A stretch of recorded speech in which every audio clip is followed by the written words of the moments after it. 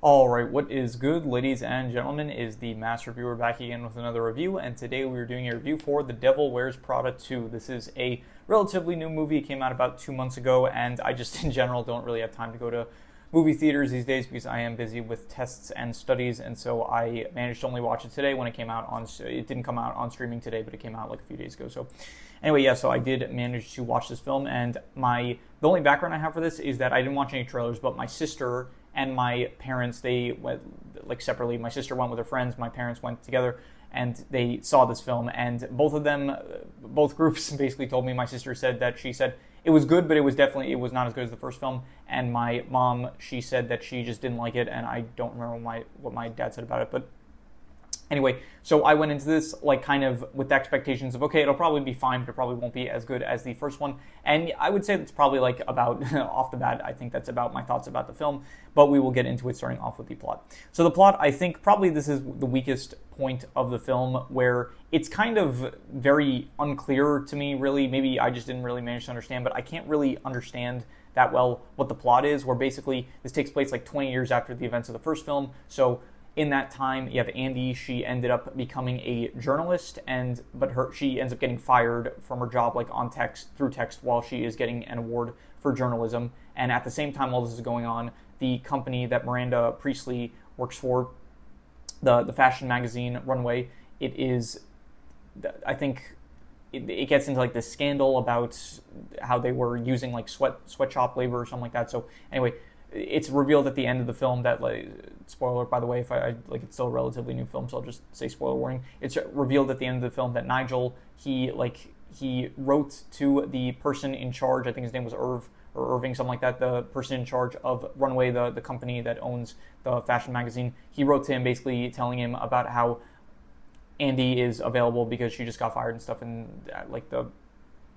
so he should hire her basically. And so that leads to Andy. She gets offered a job to work for Runway once again, and so the film is basically, I guess now, so Andy, she's like working for Runway, and so she is working in like the editing department, I guess, trying to write articles that help Runway look good, I think.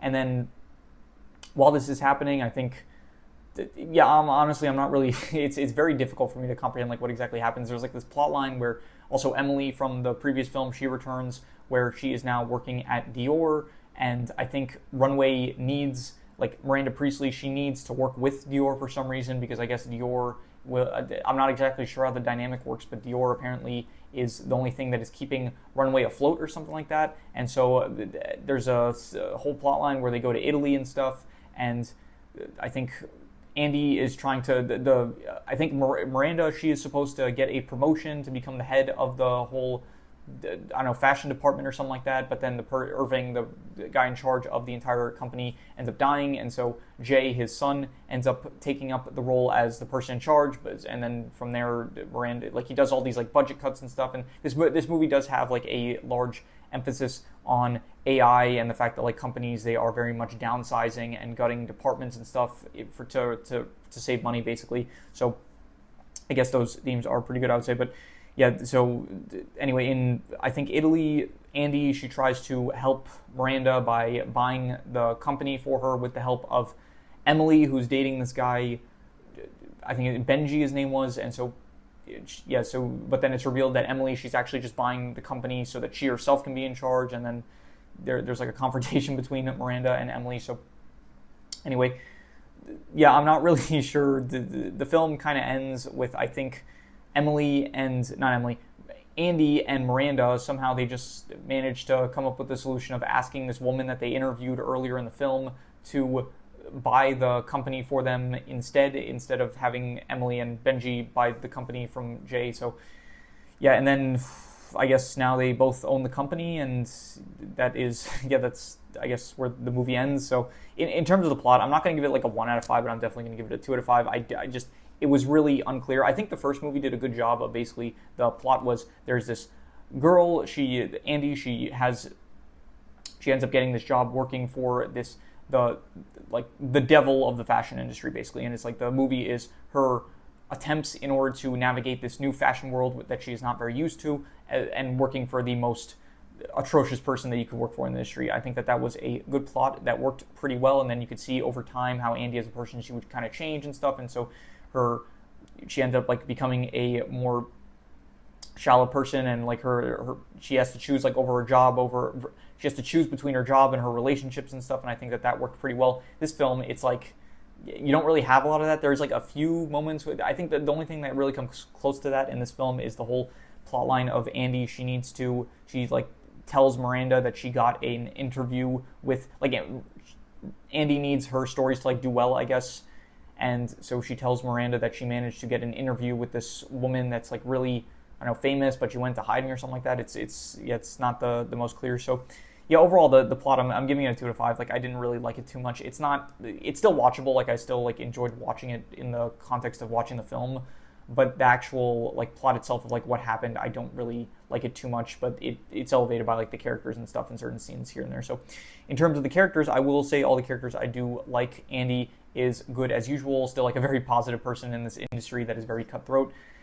Miranda Priestley, the introduction, it's like the last film ends with, I thought it was actually kind of weird. It's like the last film ends with, I think Miranda, she kind of gains a respect for Andy, and so Andy, like them reuniting after 20 years. Miranda, I think she probably did it just to be harsh towards Andy, but Miranda basically says like how she when they get reunited, Miranda says that she doesn't remember who Andy is. She has to ask Nigel who it is. So yeah, that just felt, I don't know, I guess fits her character of being like very harsh, so harsh that it's like she doesn't remember people that she may have grown close to or something like that. But anyway, so Miranda is still good. I think Meryl Streep, I keep saying her name wrong. Meryl Streep does a good job with Miranda, same as the last film. Andy also, I think Anne Hathaway does a great job as well.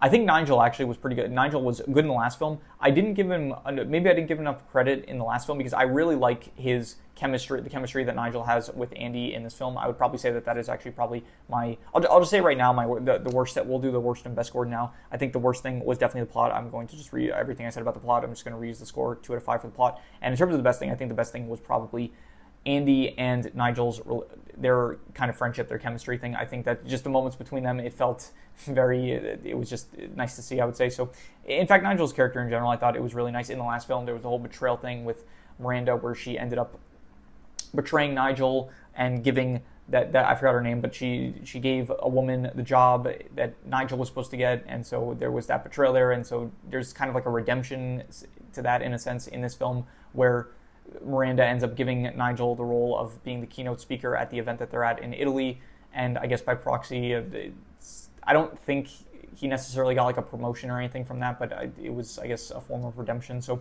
yeah, the best thing I'm going to say about this film was probably, I'm going to say, yeah, Nigel, and I'll say Nigel, Andy, and their kind of like friendship thing that they got going on. I would say that was, it was good. I'd say like a 6.5. I'm not going to really rate it much higher than that. But in terms of the characters themselves, Nigel was good, Andy was good, Miranda was good, Emily returning, I guess she worked, I guess, not really one of my favorite characters, but yeah, her whole thing was that she, I guess, I don't really know if it was like a form of revenge, her buying back the fashion magazine. I don't know if it was like revenge. I think it was meant to be like a form of revenge, but I think it's also like something that she just genuinely wanted to be in control of the magazine. So yeah, the newer characters. There's Peter, who is the love interest of Andy in this movie. I think that he also had good chemistry with Andy. Who else was there? There was Jay, the guy that kind of ends up being in charge. He's the son of Irving, who was another character that just ended up dying. So anyone else that I'm forgetting? There's probably some of like Andy's friends that aren't too memorable. There's the new assistant, I guess, of Miranda Priestley, but she's also not that memorable. Charlie and another assistant. There's the assistant of Andy herself. She gets an assistant. I forgot her name. I think her name was like something with G. I can't remember. So, but anyway, in terms of the characters, I'll go like a 6.5 as well for the characters. Good characters, and yeah. So I guess the best score, you can also say it's the characters, another 6.5 for the characters, or you could say 6.5 for specifically Andy and Nigel's friendship, their chemistry that they got going on. And in terms of the settings, not anything too memorable. They're in Italy a bit, which I guess there's some nice shots. I will say that there is definitely some nice shots in this movie. And the setting of Italy is good, I would say, about as good as probably Paris was in the last film. Besides that, there is not really the building itself that they're in, it feels like they're not even in the building as much as they were in the last film. And it felt like maybe in the last film because like the nature of Andy's job in the last film of like her going around having to get stuff for Miranda constantly, it's like you got a bit, I felt like we saw a bit more of the actual city that they were in, but in this film it doesn't feel like that as much. So the settings, honestly, I don't really have anything much to say about the settings. I think I'll just give it like we'll go with 5.5. We'll say decent because Italy does have like some nice areas, I would say. So 5.5 for the settings. And yeah, let me see here any extra notes that I did not already mention. I think I already mentioned everything, so I'm going to do the calculations. So King Crimson.